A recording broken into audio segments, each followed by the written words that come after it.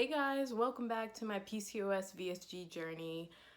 So today I am 229 pounds even.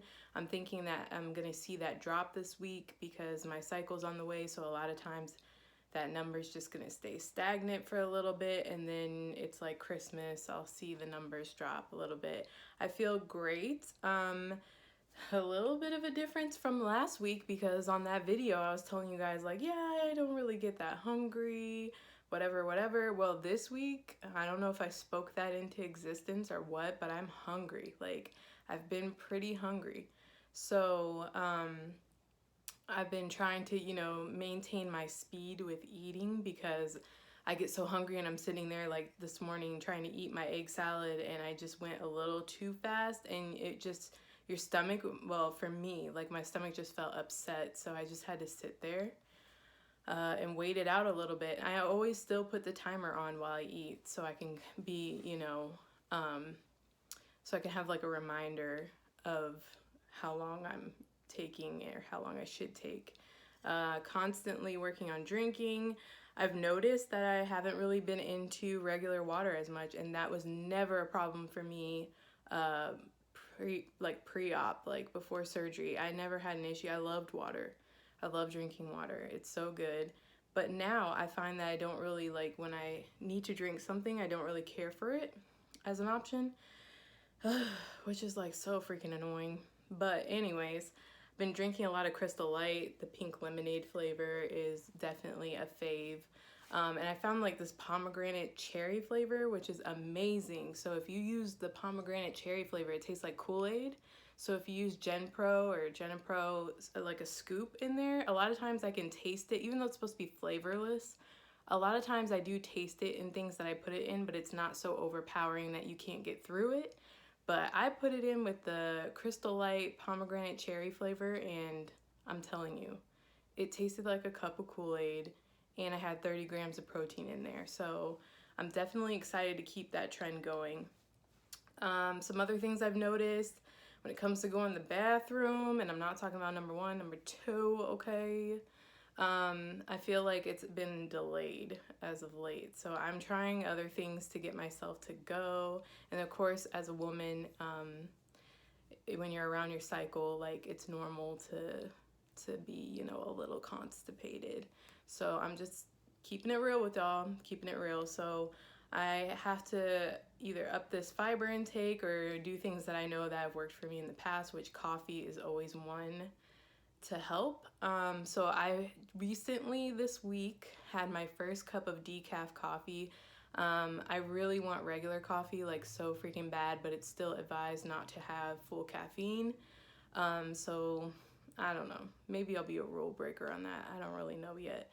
But the decaf coffee was amazing. I was happy to get my sugar-free coffee creamer again and put a little stevia in there, and I was pretty excited about that. So that was definitely a highlight. As you may recall in previous videos, I said that I can really only manage to eat twice a day and then get my shakes in. I'm still supposed to get 2 shakes in. Overall, I'm hitting a goal of like 70 grams of protein a day. That's what I need to look at hitting. And I really need to up my liquid game. Like, I just need to be drinking more. So the Crystal Light has been a help with that, and I just constantly have to be sipping. Everything else is going pretty well.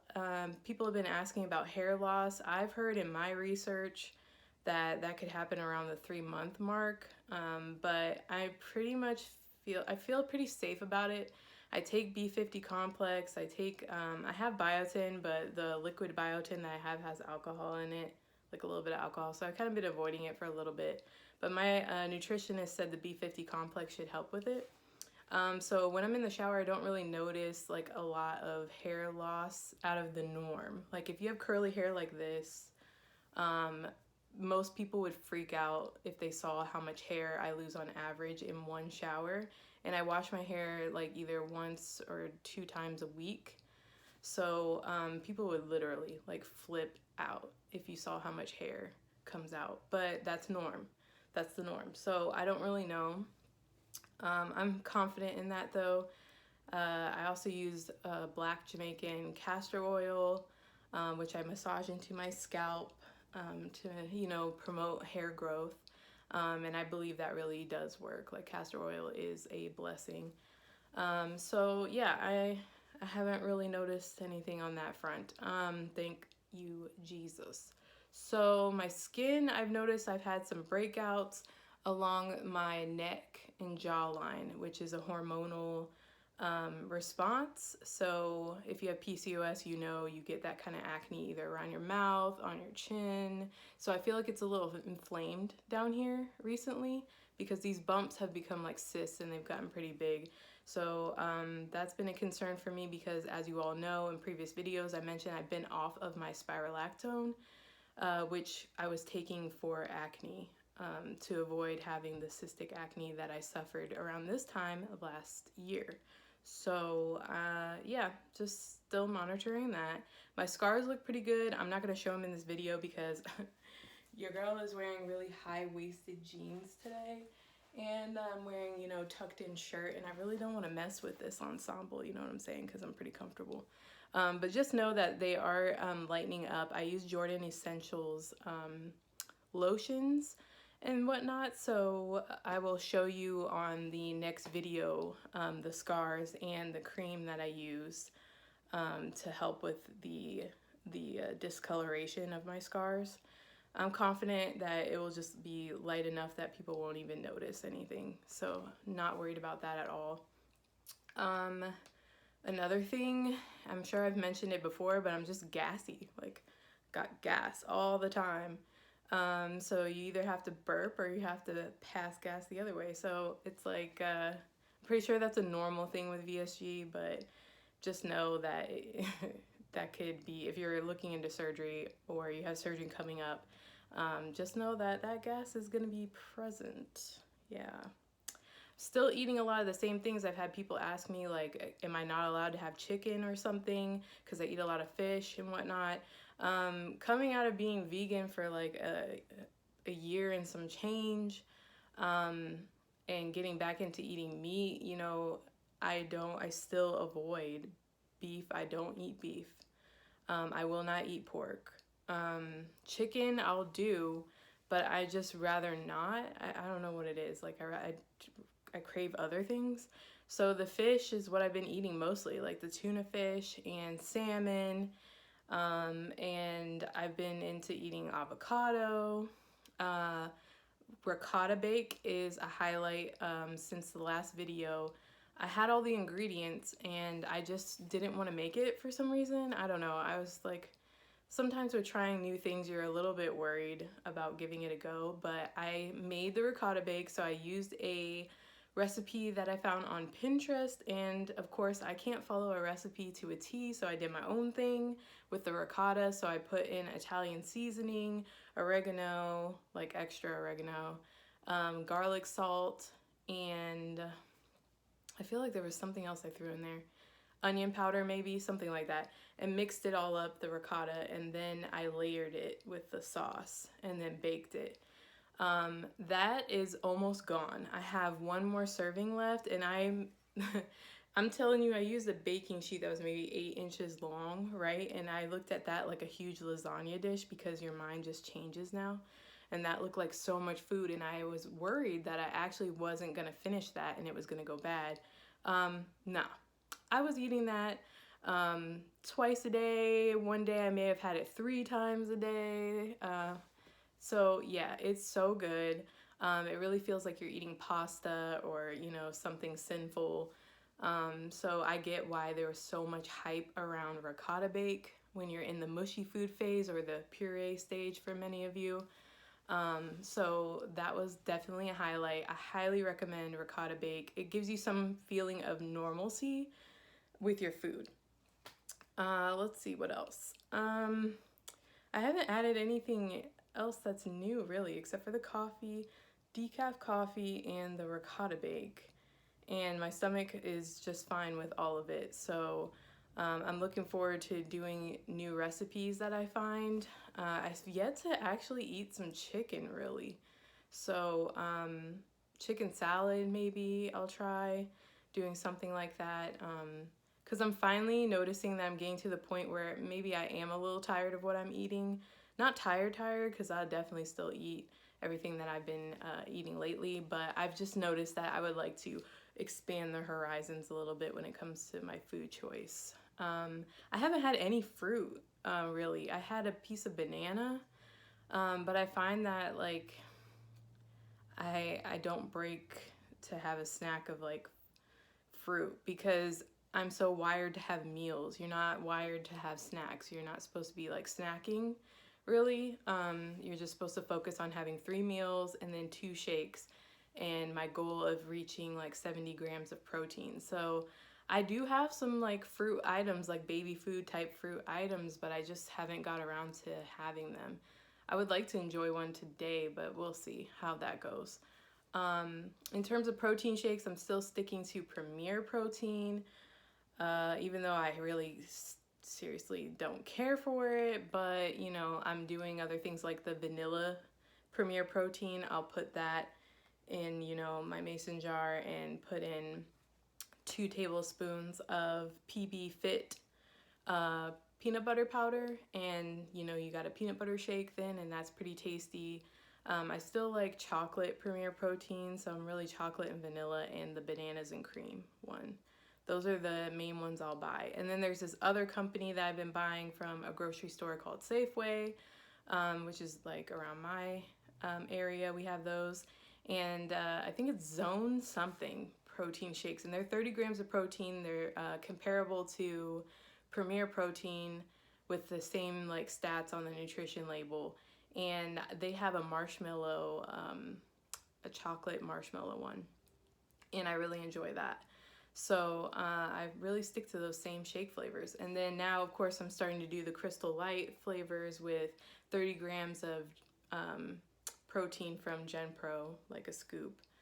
And yeah, so that's what's been going on with eating. I've noticed I've been getting a little more hungry. I feel like ricotta bake was like the food to start all of this because it was just so good and smelled like straight up lasagna, and then it just got me like going crazy for all these other things, and I feel like I may have to like chill. Like I want to eat regular food right now. I'm just kind of over all the things I've been eating. They're still good. They're still delicious, but I've just noticed like this feeling of wanting to get back to normal food finally. So I do want some chicken wings, like in a really odd way. I've just been craving them. I don't know. But yeah, chicken wings. Yeah. So what else can I tell you? Oh, let's talk about clothing. So already I've noticed that I've gone down.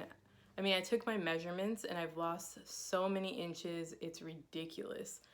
So I'm feeling it in my clothing. Those high-waist jeans that I had been wearing are pretty much like not an option anymore. But lucky for me, I did some crazy shopping throughout the years, and I have like a bag, maybe like 3 or 4 bags, like I mentioned in a previous video, of clothes that like I was looking forward to fitting. So I'm in many of them. Right now, this t-shirt I bought was like super small, and it fits nice with even like a little bit of bagginess to it. Got it tucked in. These jeans I'm wearing are a size 18 super high waist jeans from American Eagle, and they are actually really baggy around the waist.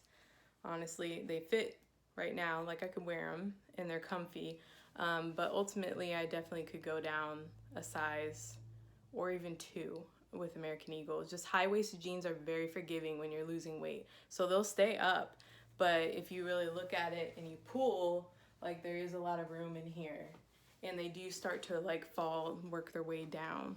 Even though they're high-waisted, they're gonna stay up, but there's just some bagginess that I noticed like in the thighs and that kind of area where you want, you know, that crotch area to be pulled up, you know, where it should be, that kind of thing. So been noticing that. I went to put on a belt with this outfit because I had this nice black belt. It was reversible to brown or black, and I thought, oh, it'd be so cute to put a black belt with this. And I went to put it on, y'all, and there just wasn't enough holes. Yep, so can't use that belt anymore. Gonna have to give it away to someone. I'm not gonna drill new holes in that. It's just, there's just too much belt now, which is a great problem to have. I've noticed that my shoes are loose, so that's been kind of interesting. Like, I feel like I'm almost like a half size down from where I am. What else? Oh, I had a bag full of bras that I had bought from Victoria's Secret back in the day, and they always were like, they always didn't fit me like correctly or that well. Well, I'm wearing one today and it fits so good. Like, I started trying them on last night and I was like, oh my gosh, these bras fit, because my normal bras, which come from Lane Bryant, those were, you know, my everyday bras. They were so comfortable, full coverage, all that kind of thing. But now I'm seeing the sag in them. They're just not supportive. I've just noticed a lot of room in them. So I was like, all right, well, let me just pull out these bras that I bought a long time ago and see how they fit, and they're fitting. So it's really cool to see all these changes happening in terms of clothing that you notice, like your non-scale victory. Because I knew I was losing inches, but sometimes it takes trying on that, you know, a favorite item of clothing to really realize, like, wow, I'm really coming down. Like, this is crazy. So yeah, those are the exciting things happening as of late. Everything else I'm doing great with. Vitamins and everything, I'm keeping up with it. I do have some crazy times where I'm taking them rather late, but just getting them in. And hopefully some form of like exercise soon. Like, I'm still doing, of course, the walking 2 to 3 miles a day. Some days I don't walk, I take a break. I have like some resistance bands, so I'm gonna be trying that, especially for like my arms, just to, you know, tone them up and keep them nice. And yeah, so I scheduled my 3-month post-op appointment to meet with a nutritionist. So that's gonna be August, I think. Yeah, so I am currently 6 weeks post-op. I should have said that at the beginning of the video, but you know, I freestyle these. What can you do? A couple of other questions I've been asked on my Instagram. There have been some questions about like the VSG process and insurance. What I can tell you all is that your insurance is what sets the pace. So what I tell you, honestly, it would be pointless to explain. But just know that you really don't know what you're walking into until you sit down and the practice goes over your insurance coverage and you find out like what kind of pace they're gonna set for you. Mine, they made me do 6 months of appointments, but it took like a year. Also with COVID happening, that kind of added into the whole snowball of it. So another question that people have been asking, well, what I would just say is if you're interested in VSG, and it's hard not to do this because you want to ask everybody, like, are you losing your hair? Like, how are you doing with eating this or eating that? And I did that too. Like, I wanted to know those things too, but just understand that everybody's experience is different. I got to a point where I stopped asking those questions to VSG post-op patients because you don't know. Like, you're not going to be exactly like someone else. Your experience is your experience. Nobody else is going to experience this procedure like you. So I really want people to understand that. And if you're someone watching this right now and you're looking into VSG, just, you know, do yourself a favor and, you know, don't focus so much on those type of questions because, like I said, you just don't know. Everybody's experience is different. Everybody, you know, post-op experiences things differently.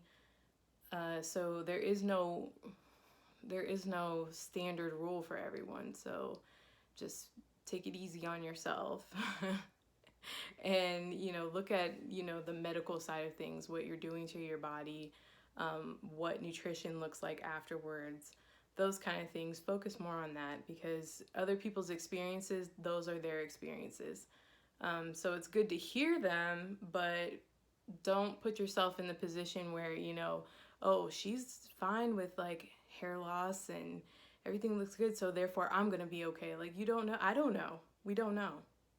You just go into this with the grace, knowing that your experience is gonna be your experience. Be aware of the things that can happen, but just, you know, don't have your heart set on like, well, if this person's experience was like that, therefore yours is gonna be like that. Don't do that to yourself. So I will put more like another question thing up, question form, whatever, up on my Instagram again, because I do know that a lot of you have had questions and I may not get to them quick enough, and it seems to be easier when I throw that up and I kind of know when your responses come in. So if you're not following me on Instagram, go ahead and follow. I'll put it right here below. Thank you to all my new followers on Instagram. What's up? And thank you for all my new followers, subscribers here on my YouTube channel. If you haven't subscribed, go ahead and hit the subscribe button so you know when I post an update. And thank you for following me along on this journey. This community is awesome. I've met so many people, and to know that so many of you have reached out and have thanked me for doing these videos, and I just want to say thank you for supporting me and watching them. And I'm so glad that you find comfort in them and you get information from them, and that, you know, that you're enjoying them, because that was the whole point of me jumping on YouTube, sharing my life, because I know when you're thinking about this surgery, or if you have PCOS and you're just going through it, you want to see somebody else's journey. And, you know, it's amazing how we can connect this way. And I just hope to continue to give you all some good information and just continue to share my experience. And yeah, so I'm really touched that you guys have been sending me messages about that. I'm so happy that it's reaching the people that I want to reach, because this is you all are the reason that I'm doing this. Like, I could just be chilling, but I want this to be of help to someone else. So thank you so very much. If I didn't address any questions that you guys might have, you know, hit me up on Instagram, or hit me up here in the comments. I try to get back to everybody as soon as possible. I may be late on them. If you comment on old videos, sometimes I don't catch those, so just a heads up. But thank you for supporting, thanks for subscribing, thanks for following, and I hope you guys are having a great and safe summer so far, and I'll continue to keep you updated. So until the next one, you guys take care. Bye.